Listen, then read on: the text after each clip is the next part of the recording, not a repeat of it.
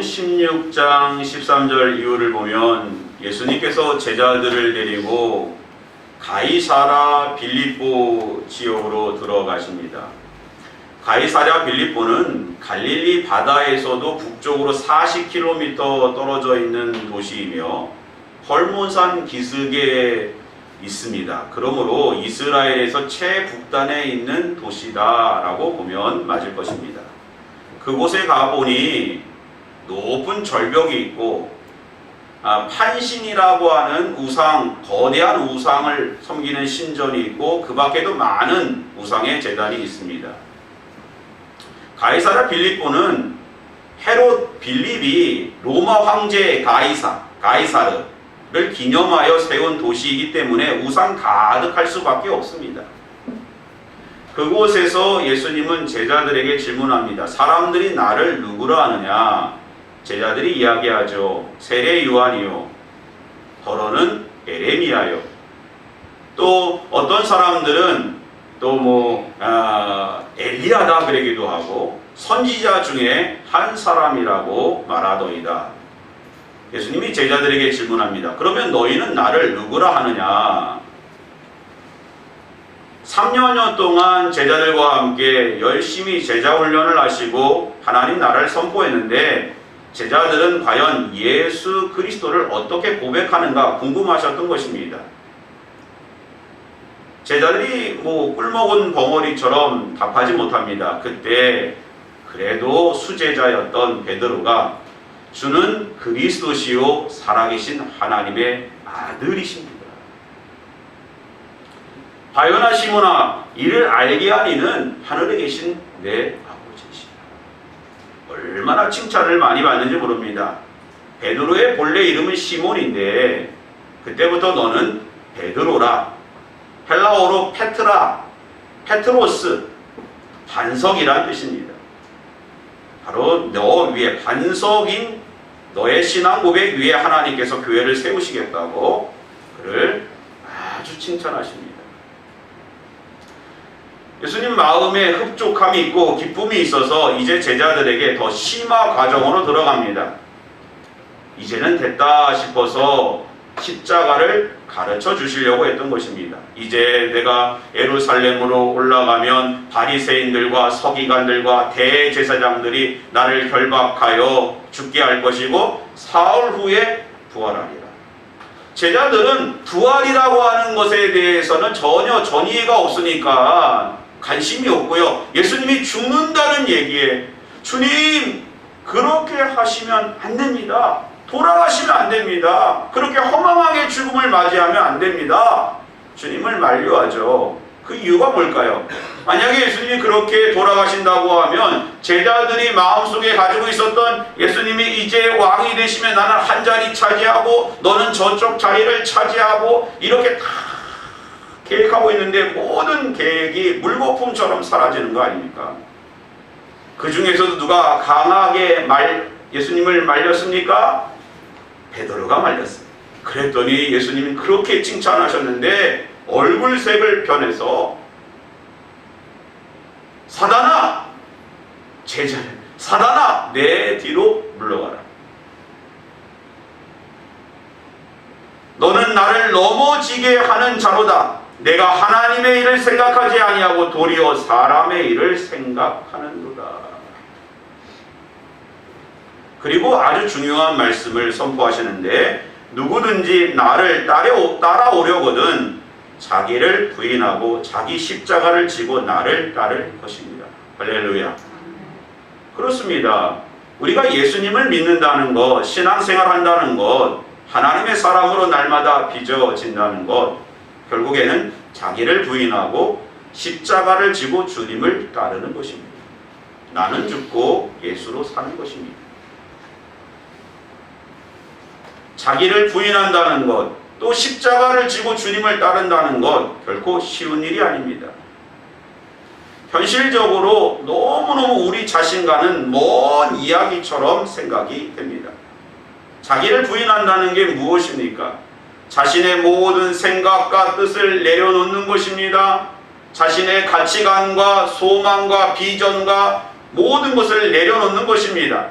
육체의 소유, 욕망, 돈, 명예, 권력, 이런 모든 소유까지도 다 내려놓고 오직 성령 하나님의 인도하심에 아멘하며 하나님의 뜻만 붙잡고 나아가는 것입니다. 그것이 쉽습니까? 우리가 아이들을 키우다 보면은요, 아이들의 고집 하나 꺾기도 너무너무 쉽지 않습니다. 마찬가지로 우리도 우리의 생각이 다 있지 않습니까? 계획이 다 있지 않습니까?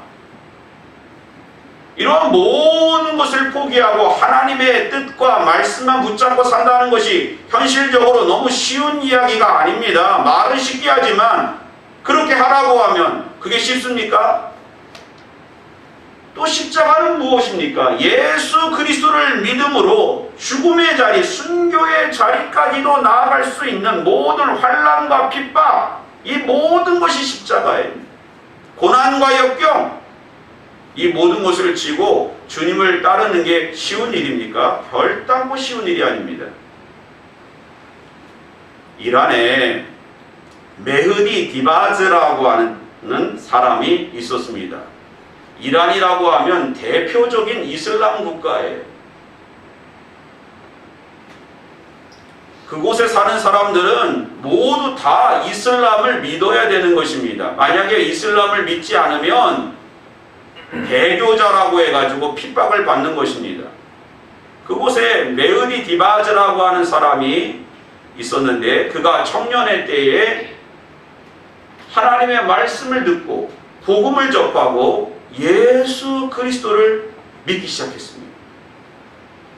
알라가 아니라 오직 예수 그리스도를 통해서만 하나님을 만날 수 있다는 사실을 알고 그가 완전히 하나님의 사람으로 변화되어 날마다 예수 그리스도를 전했습니다.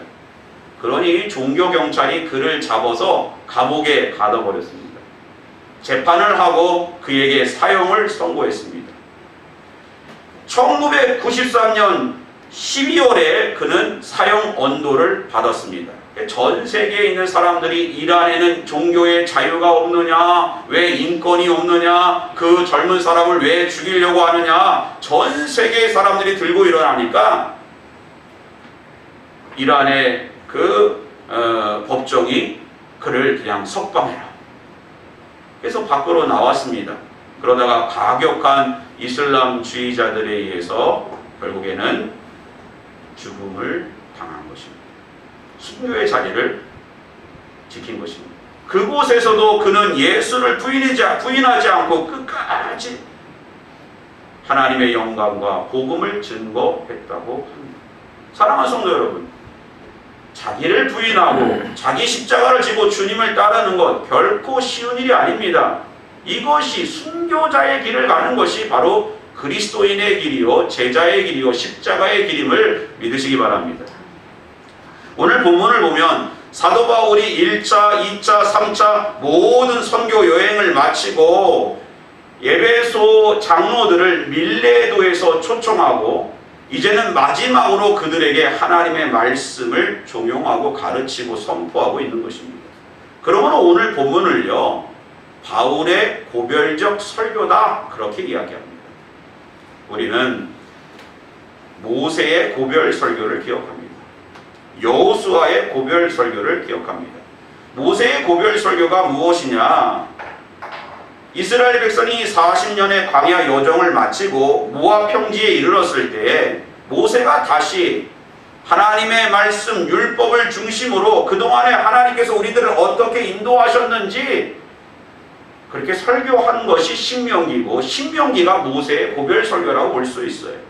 신명기의 핵심이 무엇입니까? 신명기 6장 6절 보면 이스라엘아 들으라, 우리 하나님 여호와는 오직 유일한 여호와시니 너는 마음을 다하고 뜻을 다하고 힘을 다하여 주 너의 하나님만 사랑하라. 이것이 핵심 아닙니까? 모세가 죽기 전에 이스라엘 백성들에게 분명하게 전한 메시지가 바로 하나님만 사랑하라는 것입니다. 여호수아 역시 마찬가지예요. 죽기 전에 이스라엘에게 무엇이라고 얘기합니까? 너희가 만일 다른 신을 섬기는 것이 좋게 보이거든. 애굽의 신이든 가나안 사람들의 신이든 섬겨라. 그러나 나와 내 집은 여호와만 섬기겠다. 수많은 신이 있지만 참 신이요 우리의 구원자가 되시고 살아계신 분은 하나님이시다. 고별 설교에는 유언적인 메시지를 담고 있는 것입니다. 사도 바울은 이제 자신이 예루살렘으로 가면서 아시아의 중심이었었던 에베소 교회 장로들을 초청해서 하나님의 말씀을 가르치고 마지막으로 다짐받고 예수 그리스도를 다시 증거하는 그 일 가운데 어떠한 이야기를 했을까요? 모든 내용을 집약하고 요약하면 한 가지입니다. 너희가 예수를 따를 때에 자기를 부인하고 자기 십자가를 지고 주님을 따라야 된다. 가이사랴 빌립보에서 예수님께서 제자들에게 하신 말씀과 크게 다르지 않을 것입니다. 십자가를 지고 주님을 따르라고 그렇게 장로들에게 권면했을 것입니다. 앞으로 얼마나 많은 예수 그리스도를 증거할 때 환난이 있고 박해가 있고 고난이 있고 십자가가 있는데 결단코 그 자리에서 포기하지 말고 믿음을 지키라고 그들을 일일이 안아주었을 것입니다. 그러나 문제는 자기 십자가를 지고 자기를 부인하고 십자가를 지고 주님을 따르는 것이 결단코 쉽지 않다는 것입니다. 그래서 오늘 본문을 좀 자세히 묵상하면 사도 바울은 그 길을 현실적으로 자신이 어떻게 그 길을 걸을 수 있었는지를 에베소 장로들에게 우리들에게 가르쳐 주고 있는 것입니다. 24절 말씀 같이 한번 읽어보겠습니다. 시작. 내가 달려갈 길과 주 예수께 받은 사명 곧 하나님의 은혜의 복음을 증언하는 일을 마치려 하면은 나의 생명조차 조금도 귀한 것으로 여기지 아니하노라.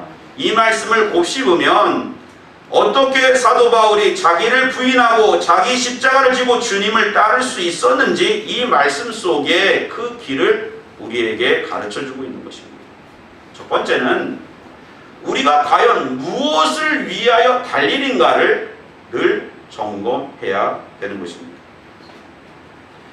요즘 사람들을 보면 열심히 달린다라는, 인생을 달린다라는 표현을 많이 합니다. 그런데 무엇을 위하여, 무슨 방향을 향하여 우리가 달리고 있는가를 점검해야 됩니다. 한 주간 열심히 달리지 않으셨습니까? 이 자리에 올 때까지 열심히 땀을 내지 않았습니까? 그러나 무엇을 위하여 우리가 달리고 있는가를 점검해야 됩니다. 언젠가 이렇게 마트 앞에 아침 일찍 가보니까요, 사람들이 그냥 긴 줄을 쫙 서 있습니다. 그리고 마트가 오픈하자마자 카트를 들고 막 달려가는 거예요. 그래서 궁금한 마음에 왜 저렇게 사람들이 달려갈까 했더니요, 토종닭 원래 4,000원, 5,000원 하는데 그날만 한정, 또 이렇게 100마리 한정 판매 1,000원에 모시겠습니다. 그거 보고 사람들이 막 달려가고 카트가 부딪히고 넘어지고 막 여기 애가 울고 울어도 그냥 가서 막 토종닭 한 마리 먹자고 저렇게 달려가는 그런 모습을 볼 때 참으로 제 마음에 좀 이것이 인생인가 이런 생각을 하게 되었습니다. 우리는 복잡한 사회 속에서 살아남기 위하여, 경쟁에서 이기기 위하여 얼마나 많은 젊은이들이 우리 인생이 달리는지 모릅니다. 그러나 중요한 것은 우리가 무엇을 위하여 달리고 있는 것, 예수 그리스도를 위하여 날마다 달려가시기를 바랍니다. 표대를 향하여 달려가시기 바랍니다. 향방 없이 달려가는 것이 아니라 중심을 잡고 달려가시기 바랍니다. 돈이 아닙니다. 명예가 아닙니다. 권력이 아닙니다. 하나님의 인도하시는 그 길 위에 달려가시기 바랍니다. 예전에 뉴욕의 어떤 큰 부자가 유럽 여행을 기획을 했습니다. 한 6개월 동안 이제 내가 뭐 벌 만큼 벌었고 살 만큼 사니까 유럽에 좀 여행을 하고 와야겠다 라고 그런 계획을 갖고 있었습니다. 근데 한 가지 문제는 만약에 자신이 살고 있는 대저택에 도둑이 든다면 야, 내가 그동안에 모았던 이러한 비싼 고가의 미술품이나 골동품이나 이런 물건들을 다 훔쳐간다면 나는 다 망하는 거 아닌가? 얼마나 마음이 상하겠는가? 그래가지고 밤잠을 못 자고 고심 끝에 아이디어를 한 가지 냈어요. 그래서 가격표를 갖다가 마트에 가가지고 문방구에 가가지고 가격표를 사다가 정말 비싼 고가의 그러한 뭐 작품이나 골동품이나 이런 데는요, 뭐 한 2,000원, 3,000원 이렇게 써놓은 거예요. 그리고 모조품을 사다가 그 모조품에는 거기다가 1,000만원, 뭐 3,000만원, 5,000만원, 1억 이렇게 가짜에는 그렇게 다 붙여놓은 거예요. 6개월 동안 여행을 마치고 집에 돌아왔더니 아니나 다를까 도적이 그냥 들어서 나갔는데 진짜 1,000원, 2,000원 붙여놓은 진짜 그 작품은 하나도 안 가져가고 5,000만원, 1억 붙인 것만 다 가지고 갔다는 거예요. 여러분 가만히 생각해보면 사탄은 이 세상에서 정말 무가치한 것에 가격표를 어마어마하게 붙여놓습니다. 인생에서 물질적으로 돈을 벌어야 된다. 여기에는 수억이다. 좋은 대학교에 들어가는 거는 억만금을 줘도 못한다. 뭐 100억이다. 집을 사고 땅에 투자하는 거는 10억이다. 결혼을 잘해야 된다. 뭐 해야 된다. 뭐 성공해야 된다. 하나님 나라의 영적인 눈을 열고 보면 가장 중요한 것은 예수 그리스도. 할렐루야. 사도 바울은 빌립보서 3장 13절에서 13절에 이렇게 고백하고 있지 않습니까? 형제들아, 나는 아직 내가 잡은 줄로 여기지 아니하고 오직 한 일 즉 뒤에 있는 것을 잊어버리고 앞에 있는 것을 잡으려고 표대를 향하여 그리스도 예수 안에서 하나님 위에서 부르신 부름의 상을 위하여 달려가노라. 예수 그리스도 하나님 나라를 위하여 달려가는 인생 되시기를 주님의 이름으로 기원합니다. 네. 그것을 점검할 때 날마다 자신을 부인하고 자기 십자가를 지고 주님을 따를 수가 있는 것입니다. 향방과 방향을 잃어버리면 우리는 방황하다가 결국에는 망하게 되는 거예요. 두 번째는 우리가 달려가는데 무엇을 가지고 달려가는가? 24절 보세요. 내가 달려갈 길과, 근데 그 다음에 주 예수께 받은 사명, 곧 하나님의 은혜의 복음을 증언하는 일, 달려가는데 아무것도 가지지 않고 달려가는 것이 아니라 하나님께 받은 사명, 그거 가지고 달려가야 된다는 것입니다. 돈이 아닙니다. 명예가 아닙니다. 건강이 아니에요. 하나님께 받은 사명, 복음을 위해서 달려가시기 바랍니다.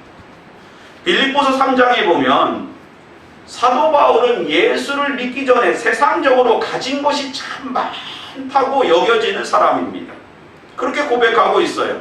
자신은 히브리인 중에 히브리인이고 베냐민 집하고 바리새파 사람이다. 당시의 바리새파 사람들은 6,000명 중에 1명 정도 되는 아주 특권층입니다. 특권층. 나는 바리새파 사람이고 가말리엘의 문화생이고 율법에 정통한 사람이고 로마 시민권을 가지고 있는 사람이고 세상적으로는 부러울 것이 없는 사람이 사도 바울이었습니다. 그러나 그가 다메섹 도상에서 예수 그리스도를 만나는 순간 사울아 사울아 네가 어찌하여 나를 핍박하느냐? 누구십니까? 나는 네가 핍박하는 예수라. 예수 그리스도를 만난 이후에 이 모든 것을 무엇으로 여겼다고요? 배설물로 여겼다.